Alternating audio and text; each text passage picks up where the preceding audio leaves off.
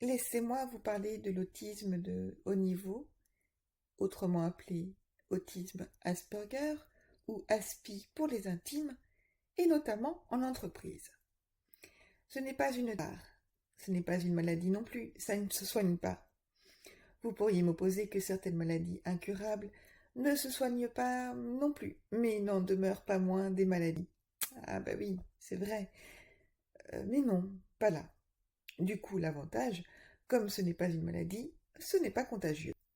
Pas comme la bêtise humaine, cette fameuse bêtise qui consiste à stigmatiser celui ou celle qui n'est pas exactement comme vous, les neurotypiques.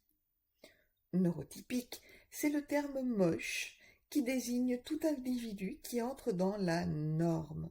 Bouh, un mec ordinaire, quoi, un neuro ordinaire. Alors que les autistes Asperger ne rentrent pas tout à fait dans la petite case étriquée de l'ordinaire. La science nous désigne comme des neuroatypiques. Je préfère à ce terme celui de neuro-extraordinaire. Et là, ça rend ce syndrome complètement waouh!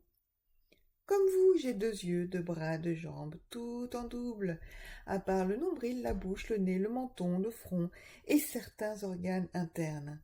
Bref, je possède toutes les caractéristiques humaines. Je ne suis pas un extraterrestre, non, mais non. Je ne suis pas débile non plus. Les aspis ont un QI très élevé. Ce n'est pas la peine de nous parler plus lentement ou plus fort. Je les entends et je les comprends, vos chuchotis à mon égard. Finalement, la grande différence que je vois entre les neuro-ordinaires et les neuro-extraordinaires, c'est une question de couleur. Vous voyez la vie en rose, en bleu, en noir, alors que je vois la vie en paillettes. Trop cool, n'est-ce pas? Je m'explique. Contrairement à vous, j'ai la particularité de voir les choses sous un autre angle, qui n'est pas linéaire, qui est très coloré, parfois taxé d'original, mais qui justement se révèle un atout considérable en entreprise, surtout en communication, puisque je déborde d'énergie, d'idées nouvelles, d'envie. C'est bien pour cela que j'évolue dans le monde de la communication depuis mes débuts. What? Direz-vous? Une autiste de haut niveau a de hautes fonctions de communication? Mais comment? Quoi? Qu'est-ce? Eh oui, car l'aspi est tenace, créatif caméléon, adaptable, loin du cliché, de l'étiquette, de l'antisocial teubé que d'aucuns voudraient lui coller sur le front, ou ailleurs, j'ai probablement moins d'imagination que vous à ce sujet. L'aspi parle franchement. Il a du mal avec l'implicite, les sous-entendus, ou les approximations verbales. Les approximations verbales, que dirais-je, ou la communication non verbale. C'est peut-être sa seule faiblesse en entreprise. Il a parfois besoin de s'isoler un peu de l'agitation et du bruit pour se recentrer. Et alors? Vous aussi, non?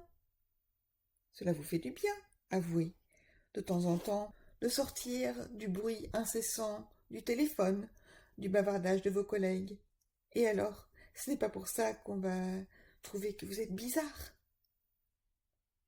Le silence nous permet de nous recentrer et de revenir à nos tâches que nous accomplissons de façon tout à fait impliquée, avec un sens aigu du travail bien fait et de l'excellence du résultat. Un réel atout pour une entreprise.